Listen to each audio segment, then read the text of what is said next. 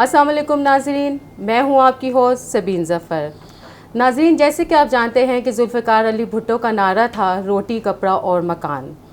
اس میں مکان بنانا، اپنا گھر بنانا سب سے مشکل کام تصور کیا جاتا تھا، کیونکہ لوگوں کے پاس نہ اتنے وسائل تھے، نہ اتنے ریسورسز تھے کہ وہ اپنی مرضی کا گھر بنا سکیں۔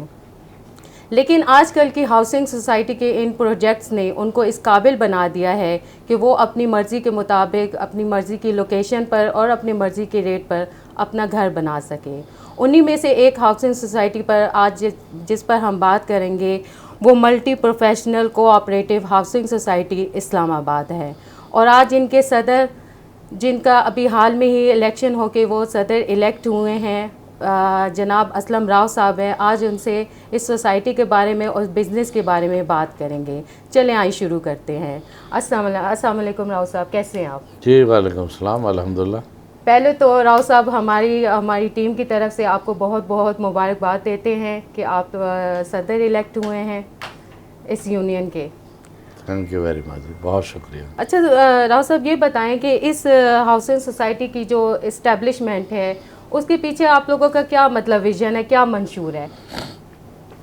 جیسے آپ نے خود بتایا، یہ نعرہ جو تھا اور اس میں کہ مکان کی اہمیت جو آپ نے بتائی، جی دیکھیں انسان کے جتنی بھی زندگی کا سفر ہے اس کا بنیادی کردار اس کا اعتماد ہے، جس اعتماد کی بنیاد پہ وہ اپنی زندگی گزارتا ہے۔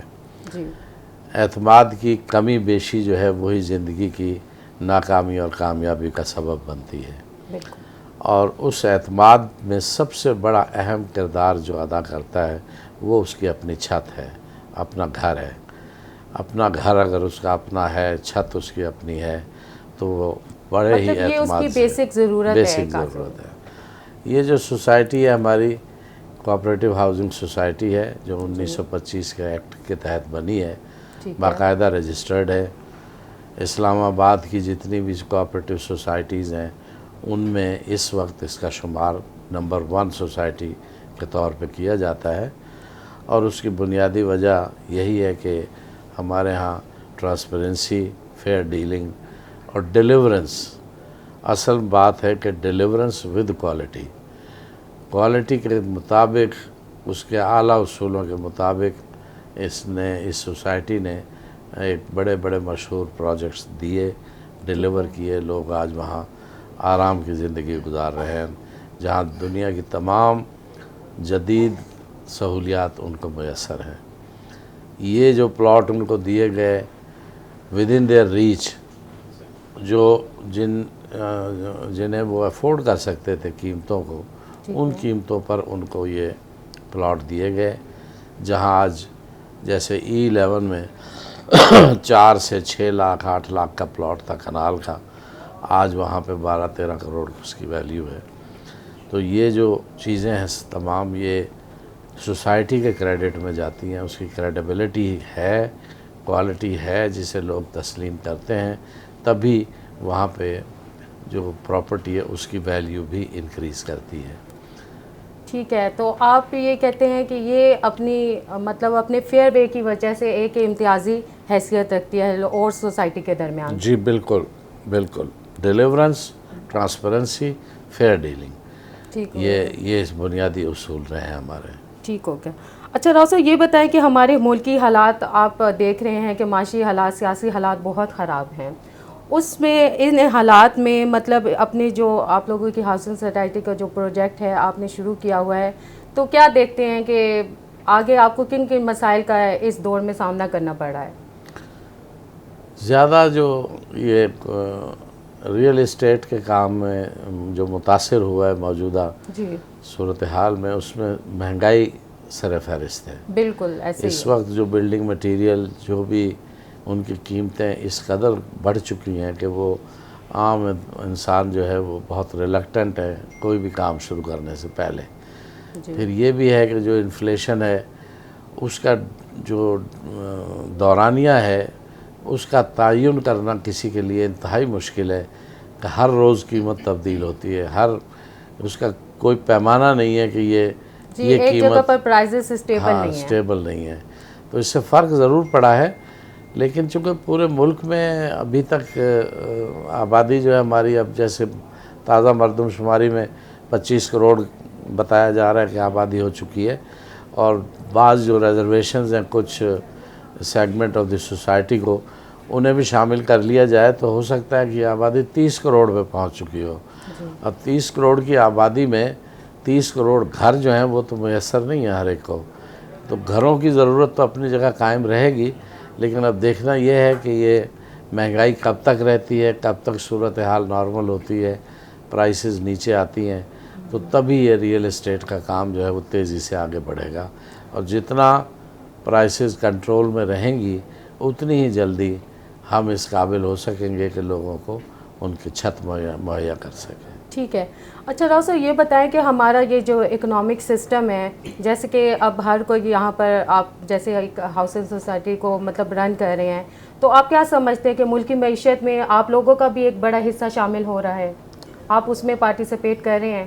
ریئل اسٹیٹ ہمیشہ سے اکانومی کی ریڑھ کی ہڈی رہی ہے۔ ٹھیک ہے۔ دیکھیے ہماری جو اکانومی ہے، یا کوئی بھی تھرڈ ورلڈ کنٹریز جو جتنے بھی ہیں، ان میں جو ایک ٹیکس سے بچنے کا ایک رجحان، ٹیکس ایویژن، بلیک منی، یہ وہ چیزیں ہیں جو ان اوائڈیبل چلتی ہیں، ہر ملک میں موجود ہیں، اور وہ پیسہ جو اس طریقے سے لوگ کماتے ہیں وہ زیادہ تر ریئل اسٹیٹ میں آ کے کم از کم جو نیشنل اکانومی کا پہیہ ہے اس کا حصہ بن جاتے ہیں۔ یہ میں نہیں سمجھتا کہ ان پہ قدغن لگنی چاہیے جب تک کہ ملک اس قابل ملک کی اکانومی پوری طرح سٹیبل نہ ہو جائے اور اس سٹیج پر نہ پہنچ جائے کہ جہاں یہ سیلف سفیشنسی کی طرف چل پڑے ملک، اس وقت تک ان چیزوں پر زیادہ قدغن نہیں لگنی چاہیے، اس لیے کہ یہ ریئل اسٹیٹ کی پروموشن ہوگی تو وہ پیسہ جو ٹیکس ایویژن سے یا بلیک منی لوگوں کے پاس ہے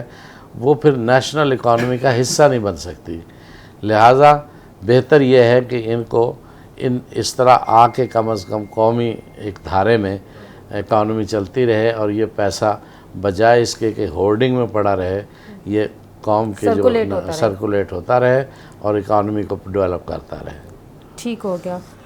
اچھا راؤ صاحب، یہ بتائیں کہ اتنے پیمانے پر بزنس مین جو بھی ہیں بزنس کیا جاتا ہے، لیکن جب ٹیکس کی بات آتی ہے تو لوگ اس کو دینے سے ایوائڈ کرتے ہیں، تو جس کی وجہ سے ہماری اکانومی اور زیادہ متاثر ہو جاتی ہے۔ تو اس کی کیا وجہ ہے کہ لوگ اتنا بڑا بڑا بزنس تو کر لیتے ہیں لیکن اس پر پیسہ لگا لیتے ہیں، لیکن جب ٹیکس دینے کی بات آتی ہے تو وہ اس چیز سے بچنے کی کوشش کرتے ہیں، اس کی کیا وجہ ہے؟ دیکھیں جی، یہ بہت غلط رجحان ہے، اس میں بنیادی وجہ تو یہ ہے کہ لوگوں کا اعتماد جو ہے وہ ٹیکس کے سسٹم پہ نہیں ہے۔ اگر کوئی بھی شہری پاکستانی ٹیکس دینے سے گریزہ نہیں ہے، ٹیکس خوشی سے دینے کو تیار ہیں، بشرطے کہ ٹیکس کا سسٹم جو ہے وہ ایک فرینڈلی سسٹم ہو، یہ نہ ہو کہ اس کو وکٹمائزیشن کے لیے استعمال کیا جائے۔ ہمارے ہاں بدقسمتی سے جو نظام ہے ٹیکسیشن کا، وہ ایسا ایک نظام ہے کہ جس میں ٹیکس دینے والا انتہائی اس کا ٹرسٹ ڈیفیسٹ ہے، اسے ٹرسٹ ہی نہیں ہے کہ میں جو پیسہ دے رہا ہوں مجھے اس کے لیے تنگ نہیں کیا جائے گا، یا میرا ٹیکس سے پیسہ دیا ہوا قوم کے ویلفیئر اور ترقی کے لیے استعمال ہوگا۔ اس کے لیے سب سے پہلے ہمیں اس ٹرسٹ ڈیفیسٹ کو ختم کرنا ہوگا، لوگوں کا اعتماد بحال کرنا ہوگا ٹیکس کے سسٹم پہ، تب جا کے ہر آدمی، ہر پاکستانی شہری خوشی سے ٹیکس دے گا۔ میں نہیں سمجھتا کہ لوگ جو ٹیکس ایویژن کرتے ہیں مجبوری میں کرتے ہیں، خوشی سے نہیں کرتے، اور اس کے لیے ٹیکس سسٹم کو ٹھیک کرنا ہوگا۔ اچھا، آپ کی راؤ صاحب جو ہاؤسنگ سوسائٹی ہے، آپ کے خیال میں آپ کو کیا کیا مسائل اس کے سامنے، مطلب کیا کیا مسائل آپ فیس کرتے ہیں آج کل کے دور میں؟ آپ اگر بتائیں میں تو اپنے ملک کے حالات کے سامنے ہیں، میں تو اپنے ملک کے حالات کی وجہ سے کو سامنے رکھ کے بات کروں گا کہ جہاں تک کوآپریٹو سوسائٹیز کا تعلق ہے، انہیں بے شمار مسائل کا سامنا کرنا پڑتا ہے۔ جو ملک میں ڈیولپمنٹ اتھارٹیز ہیں، گورنمنٹ کے ادارے ہیں، ان کے پاس ہر قسم کے لا میں بھی اور گورنمنٹ کے اداروں کی بھی بھرپور انہیں سپورٹ حاصل ہوتی ہے کوئی بھی ایریے کو ڈیولپ کرنے کے لیے، جبکہ کوآپریٹو سوسائٹیز کو ہر ادارے میں ایک بڑا ہی نان کوآپریٹو ایٹیچیوڈ کا سامنا کرنا پڑتا ہے۔ اور اس کے لیے ہر قدم پہ انہیں مشکلات آتی ہیں، اور کوئی بھی پروسیجرل اپروول لینے کے لیے. لیکن مین پرابلم آپ کا کیا ہے جو آج کل آپ فیس کرتے ہیں، مین پرابلم جو ہمیں چاہتے ہیں کہ وہ سالو ہو سکے؟ انہی اداروں سے ہے کہ معاملات کو، پروسیجرل سسٹم کو سمپلیفائی کیا جائے. ملک میں جو انویسٹمنٹ انفرینڈلی ایٹماسفیئر ہے یہ ختم کیا جائے. ایک انویسٹمنٹ آ رہی ہے، اس کے لیے حکومت کے اداروں کو تو فیسیلیٹیٹ کرنا چاہیے کہ لوگ زیادہ سے زیادہ انویسٹمنٹ کی طرف اٹریکٹ ہوں اور ملک میں سرمایہ کاری کریں، چاہے وہ کسی بھی شکل میں ہو. لیکن ہمارے ہاں بدقسمتی سے بہت ہی انفرینڈلی ایٹماسفیئر اور ایٹیچیوڈ کا سامنا کرنا پڑتا ہے جہاں بھی جس بھی سرکاری ادارے سے واسطہ پڑے.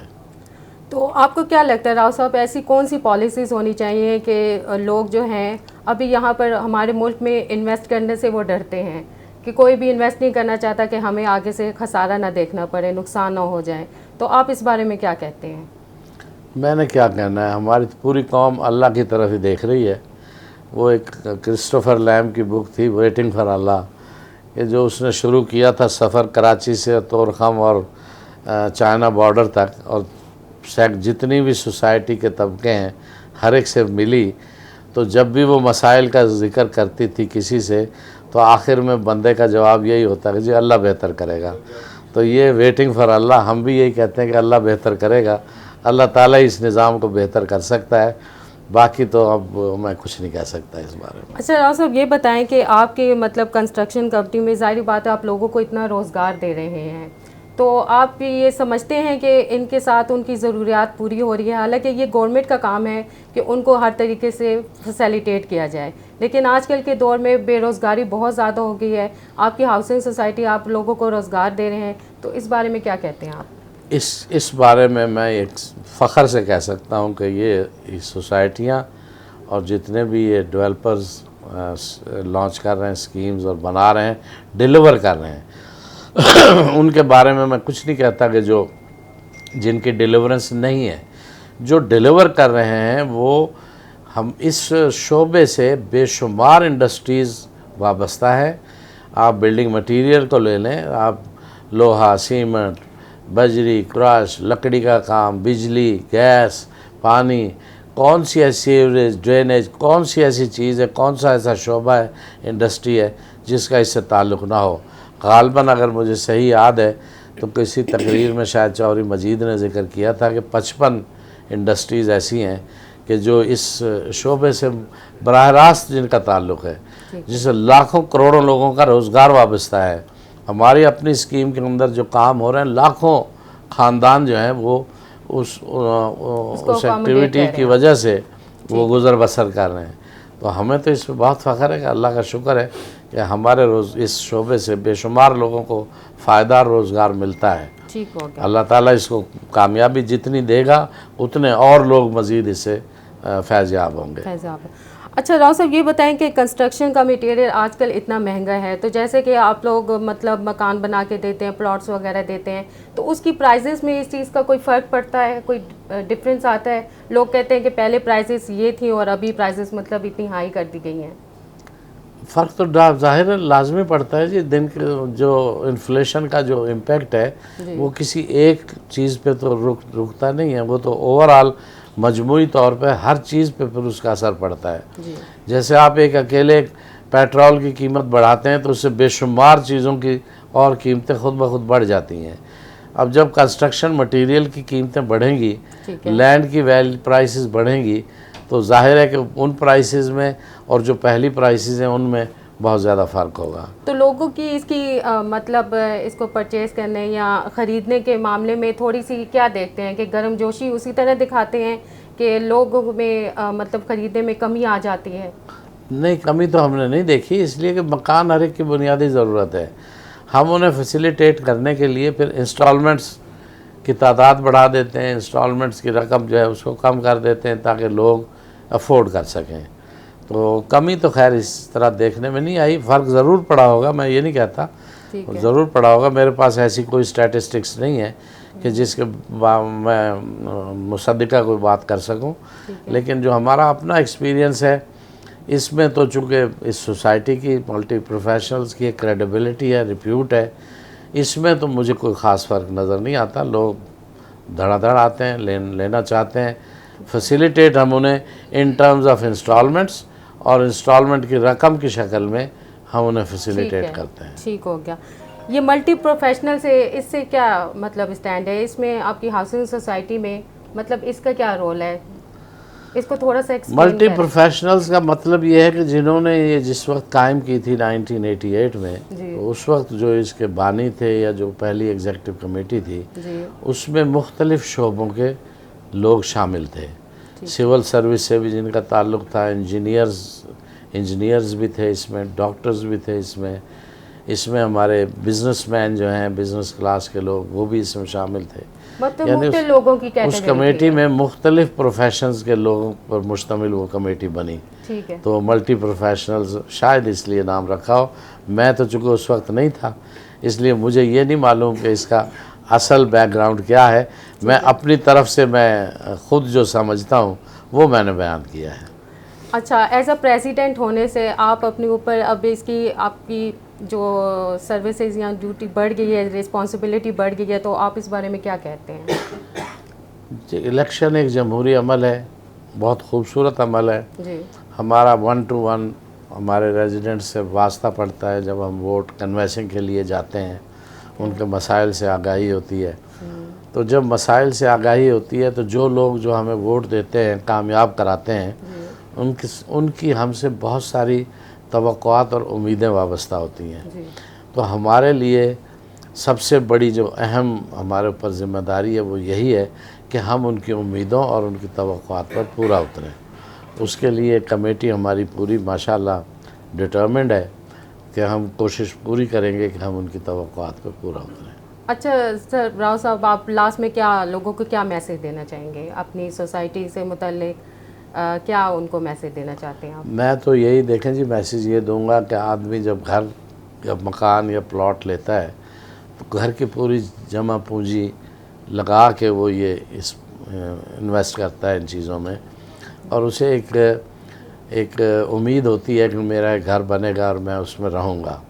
تو میں سب لوگوں سے یہی اپیل کرتا ہوں کہ مہربانی کر کے وہاں آپ پیسہ لگائیں جہاں آپ کا سرمایہ محفوظ ہے، محفوظ ہاتھوں میں ہے.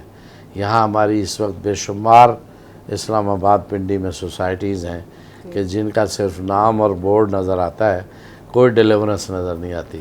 تو راؤ صاحب، میں ایک لاسٹ میں کوشچن کرنا چاہتی ہوں، آپ کا صرف اسلام آباد میں یہ سوسائٹی ہے کہ کسی اور شہر میں بھی آپ اس کو مطلب اسٹیبل کرنا چاہتے ہیں یا لانچ کرنا چاہتے ہیں؟ نہیں، ایریا وائز دیکھیں تو ہماری اسکیموں کا ایریا اسلام آباد میں بھی فال کرتا ہے، پنڈی میں بھی، ضلع اٹک میں بھی. اچھا. تو باقی ابھی تو ہمارا دائرہ یہیں تک محدود ہے. ٹھیک ہے. لیکن یہ ہے کہ سرمایہ جب ان کا محفوظ ہوگا تو گھر بھی، ورنہ آپ پرائیویٹ سوسائٹیوں کو اور ان کو تو چھوڑ دیں، جو سرکاری اداروں نے جو سیکٹرز اناؤنس کیے ہیں، کئی نسلیں گزر چکی ہیں کہ وہ ابھی ان کو وہاں پہ پلاٹوں کا پوزیشن نہیں دے پائے. جی بالکل. تو سوسائٹی تو 3 سال 4 سال کے اندر ڈیولپ کر کے، پلاٹ ڈیولپ کر کے انہیں ہینڈ اوور کر دیتے ہیں ہم. تو اس لیے میں کسی پہ تنقید نہیں کرتا، لیکن میں یہ ضرور کہوں گا کہ جو اپنی جمع پونجی لگائے، دیکھ کر لگائے جہاں ان کی انویسٹمنٹ سیف ہو. ٹھیک ہو گیا. ہماری سوسائٹی میں الحمدللہ آپ کو کوئی کیس ایسا نہیں ملے گا کہ جہاں کسی نے کوئی مکان بنایا ہو، پلاٹ لیا ہو اور وہ انسیکیور ہو. ٹھیک ہے، بڑے فیئر وے سے کریں. فیئر وے سے چلتا ہے. بہت شکریہ راؤ صاحب آپ کا. اسی کے ساتھ ناظرین ہم اپنے پروگرام کا اختتام کرتے ہیں. اپنا بہت خیال رکھیے گا اور اپنی ہوسٹ سبین ظفر کو اجازت دیجیے. اللہ حافظ.